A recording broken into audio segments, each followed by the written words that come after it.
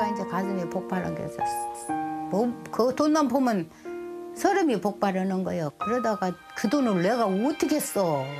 그래서 총알 하나라도만 튼튼하게 해서 대한민국 아들, 딸들이 이제 더는 이제 저 세상 보내지 말라고 그런 마음에서 했지.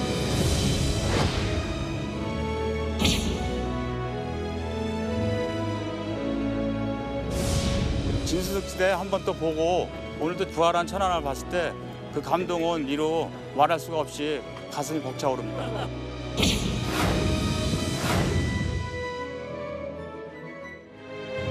아들을 먼저 보낸 어머니의 눈물이 푸른 바다 위에 316 기관총으로 다시 태어났습니다.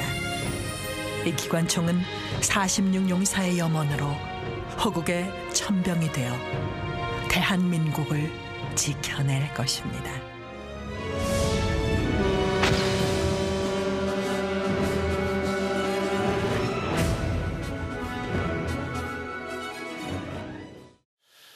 예, 보신 것처럼 우리에게는 정말 뼈아픈 기억인 천안함이 최근에 최신 호위함으로 다시 태어났다는 소식 들어보셨을 겁니다. 그런데 여기에 탑재가 된 기관총 2정에 정말 가슴 아픈 사연 하나가 있습니다. 고 민평기 상사의 어머니 윤청자 여사, 유족 보상금을 포함해서 1억 정도를 기부를 했는데 지금 천안함이 다시 재탄생하는 과정에서 기관총 2정, 이걸 지금 이 윤청자 여사의 기부로 이루어졌습니다. 네. 정말 나라를 사랑하는 마음이 어떤 것인가를 윤청자 여사께서 보여주신 게 아닌가 싶습니다.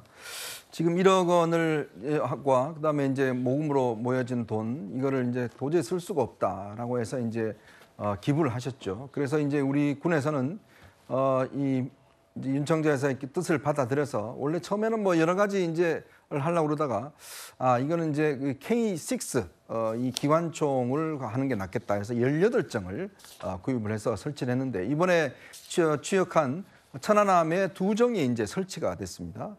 그래서 민평기 상사가 결국 이 기관총이 되어서 우리 서해를 지켜내겠다라고 이야기를 해서 원래 또 해군에서는 이게 이제 민평기 상사의 이름을 달겠다고 이야기했는데 윤청자 여사께서는 아니다, 다른 동료들도 있기 때문에 이거는 316 기관총이라고 이름을 좀 달아달라라고 해서 결국 이번에 316 기관총으로 이제 탑재가 됐습니다.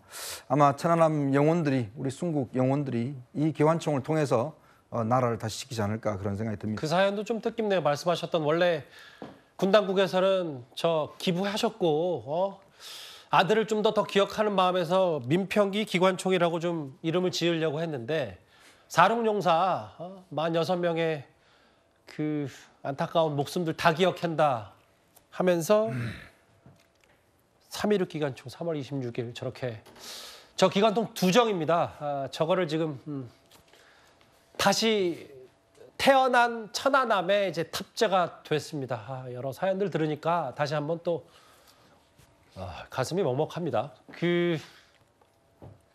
기억하시겠지만 윤청자 여사, 이 고 민평기 상사의 어머니는 3년 전 서해 수호의 날 기념식에서 문재인 전 대통령 앞에 서서 이런 말을 하기도 했었습니다. 무슨 서행인가, 누구 서행인가 좀 말씀 좀 해주세요. 북한 서행이라고 진실로 해본 일이 없어요. 늙은이에서 한점 풀어주세요. 동시 입장에서 지금의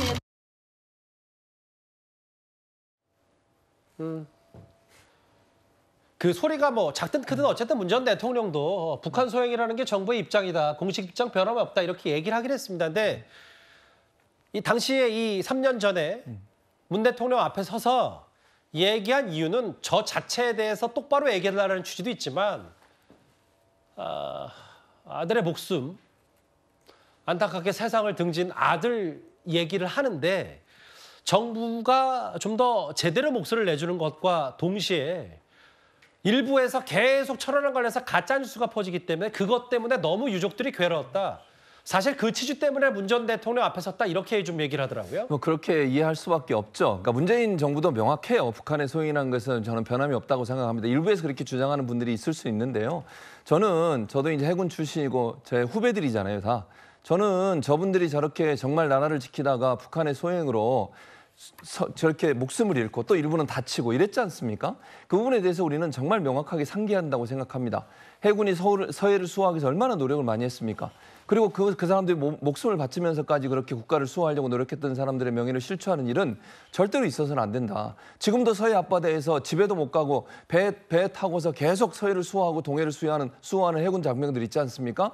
그 사람들은 어떤 생각이 들겠습니까, 대체? 더 이상의 이런 문제 가지고 논란이 되면 안 된다고 생각해요. 북한의 만행에 대해서는 명확하게 얘기하고, 물론 북한과 우리가 관계 개선 하지 말자는 게 아니잖아요. 예. 그러나 만행은 만행인 것이고 잘못된 행동은 잘못된 행동인 것이죠. 그리고 해군이 그렇게 목숨으로 수호한 서해 그 아름다운 순고한 소녀들의 그런 모습들에 대해서 폄훼하는 일이 있어서는 안 된다. 해군은 지금도 밤잠을 설쳐가면서 동해 서해에서 북한의 그런 침략을 막기 위해서 얼마나 노력하고 있는지 국민들이 반드시 기억해 주셨으면 좋겠습니다. 저 아까 잠깐 지나갔는데 묘비에 보면은 그 민평기 상사의 묘비에 보면은 저 비석에 그 잠깐 지나갔는데 저기 밑에 보면 2010년 3월 26일 그래서 그 이름을 따서 3.16 네. 기관총. 근데 계속해서 이제 사실 대선 기간부터 윤 대통령이 직접적으로 철원함 그 장병들의 관심을 가졌던 것도 문재인 정부에서 이들을 너무 홀대했다. 철원함이 다시 탄생할 수 있는 과정에서도 현 정부에 대한 여러 그 국방 정책의 방향성, 뭐 따끔하게 북한에 대해서 얘기할 건 얘기해야 된다. 뭐 이런 거 다 연공이 돼 있는 거잖아요. 그렇죠. 2010년에 천안함 폭침 사건이 있었는데 그 이후 이제 문재인 정부 2017년에 출범했죠. 근데 어느 하나의 사건만 가지고서 지금 문제 제기하는 건 아니고요. 전체적인 흐름을 보면 문재인 정부는 그 북한의 어떤 도발 이런 행위에 대해서 사실 제대로 지적을 못한 것들이 대부분이에요. 그렇기 때문에 바로 민평기 상사의 어머니도 저런 걸 듣고 싶은 거예요.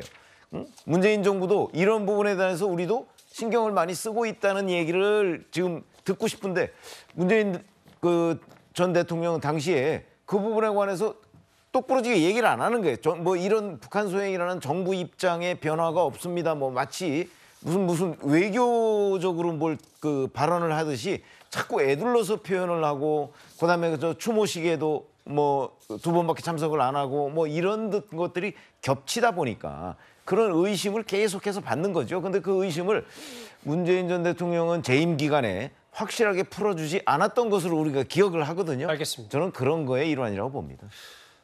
지금 저게 지금 최신 호위함으로 재탄생한 천안함입니다. 위용을 뽐내고 서해를 지금 수호하겠다 이 의지를 결연히 드러냈는데 저희가 준비한 6위 기관총을 그 기부한 윤 총재 여사일지 이런저런 얘기까지 다 덧붙여봤습니다.